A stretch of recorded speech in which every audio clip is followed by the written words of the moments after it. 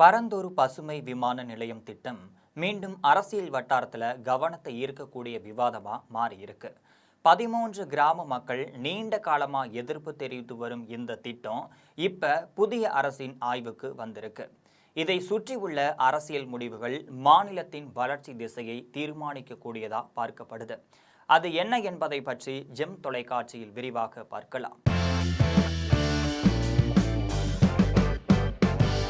தமிழ்நாட்டின் மிகப்பெரிய உட்கட்டமைப்பு திட்டங்களில் ஒன்றாக பார்க்கப்படும் பரந்தூர் பசுமை விமான நிலைய திட்டம் மீண்டும் அரசியல் மட்டும் இல்லாம நிர்வாக வட்டாரங்களில் முக்கிய விவாதமா மாறியிருக்கு. விஜயின் அரசியல் என்ட்ரியில் பரந்தூர் பசுமை விமான நிலைய திட்டத்திற்கு எதிர்ப்பு தெரிவித்த 13 கிராம மக்களுக்கு ஆதரவு அளித்தது மிகவும் முக்கியமானதா பார்க்கப்படுது. இந்த நிலையில தான் இப்ப தமிழ்நாட்டின் முதல்வராக பொறுப்பேற்றிருக்கக்கூடிய விஜய் கடந்த 2 முதல் 3 நாட்களாக முக்கிய துறையின் உயர் அதிகாரிகளை சந்தித்து ஆலோசனை செய்து வரும் வேளையில பரந்தூர் விமான நிலையம் திட்டம் குறித்த விவாதம் வந்திருக்கு. இந்த நிலையில தான் இந்த திட்டம் தொடர்பாக மூத்த அதிகாரிகள் மட்டும் இல்லாம சம்பந்தப்பட்ட துறைகளுடன் ஆலோசனை நடத்தி வருவது பெரும் கவனத்தையும் ஈர்த்திருக்கு. சென்னையின் 2வது சர்வதேச விமான நிலையமாக உருவாக்க திட்டமிடப்பட்டுள்ள பரந்தூர் விமான நிலையம் கடந்த சில ஆண்டுகளா அரசியல் சுற்றுச்சூழல் மட்டும் இல்லாம மக்கள் எதிர்ப்பின் மையமா இருந்து வருது. குறிப்பா இந்த திட்டத்திற்கு எதிராக முன்பு நேரடியாக குரல் கொடுத்து வந்த விஜய் இப்ப முதலமைச்சராக இருந்து இதை மறுபரிசீலனை செய்ய உள்ள சூழல் தமிழக அரசியல்ல புதிய திருப்பமா பார்க்கப்படுது. பரந்தூர் விமான நிலைய திட்டத்திற்கு எதிராக காஞ்சிபுரம் மாவட்டத்தின் ஏகனாபுரம் மட்டும் இல்லாம சுற்றி உள்ள கிராம மக்கள் நீண்ட காலமா போராட்டம் நடத்தி வந்தாங்க.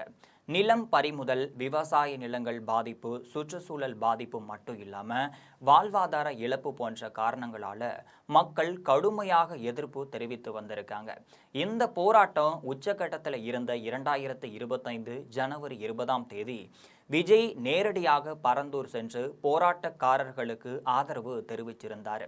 அப்பதான் போலீசார் நேரடி அனுமதி மறுத்ததால அருகில் உள்ள தனியார் இடத்தில் போராட்ட குழு பிரதிநிதிகளை சந்தித்து பேசியிருக்காரு.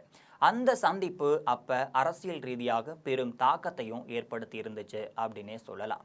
இந்த சூழல்ல திட்டத்திற்கு எதிராக நிலைப்பாடு எடுத்திருந்த விஜய் இப்ப முதலமைச்சராக இருந்து அதே திட்டத்தை அதிகாரிகளுடன் ஆய்வு செய்வது அரசியல் ரீதியாகவும் நிர்வாக ரீதியாகவும் முக்கியமான கட்டமா பார்க்கப்படுது.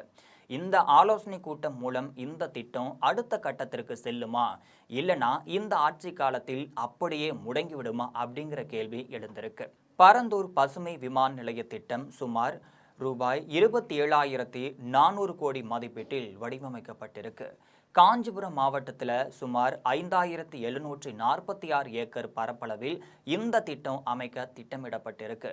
இந்த விமான நிலையம் முழுமையாக செயல்பாட்டுக்கு வந்ததுக்கு அப்புறமா ஆண்டுக்கு சுமார் 10 கோடி பயனாளிகளை கையாளும் திறன் கொண்டதா இருக்கும் அப்படின்னு மதிப்பிடப்பட்டிருக்கு.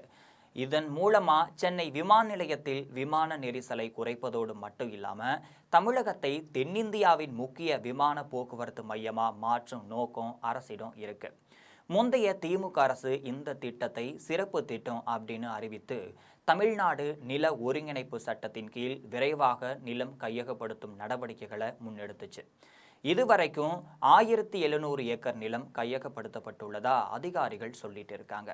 பரந்தூர் திட்டத்திற்கு எதிராக 13 கிராமங்களைச் சேர்ந்த மக்கள் தொடர்ந்து போராட்டத்தில் ஈடுபட்டு வந்தாங்க.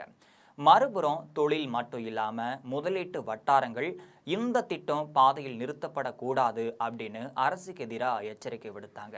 சென்னை மட்டும் இல்லாம அதன் சுற்று வட்டாரங்களில் சர்வதேச தரத்திலான 2வது விமான நிலையம் அவசியம் அப்படிங்கிற கருத்தை தொழில்துறையினரிடம் வலுவாக பேசியிருக்காங்க. தமிழ்நாடு தற்போது உற்பத்தி, ஏற்றுமதி, எலக்ட்ரானிக்ஸ், ஆட்டோமொபைல் மட்டும் இல்லாம ஐடி துறைகளில் வேகமாக வளர்ந்து வரும் நிலையில பெரிய அளவிலான விமான சரக்கு மட்டும் இல்லாம பயணிகள் போக்குவரத்து உட்கட்டமைப்பு தேவை. இதனால பரந்தூர் திட்டம் வெறும் விமான நிலைய திட்டமா மட்டும் இல்லாம தமிழ்நாட்டின் நீண்ட கால பொருளாதார வளர்ச்சியுடன் தொடர்புடைய முக்கிய உட்கட்டமைப்பு திட்டமா பார்க்கப்படுது. இப்ப புதிய அரசு நிர்வாகம் மறுசீரமைப்பு மட்டும் இல்லாம அமைச்சரவை பொறுப்பு ஒதுக்கீட்டில் கவனம் செலுத்தி வருவதால திட்டத்தில் உடனடி முன்னேற்றம் எதுவும் நடைபெறவில்லை அப்படின்னு அதிகாரிகள் தெரிவிச்சிருக்காங்க.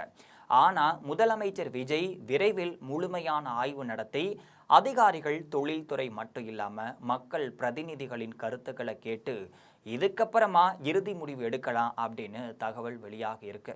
இது போன்ற நிறைய அரசியல் செய்திகளை தினம்தோறும் தெரிந்து கொள்ள ஜெம் தொலைக்காட்சியுடன் எப்பொழுதும் இணைப்பில் இருங்கள்.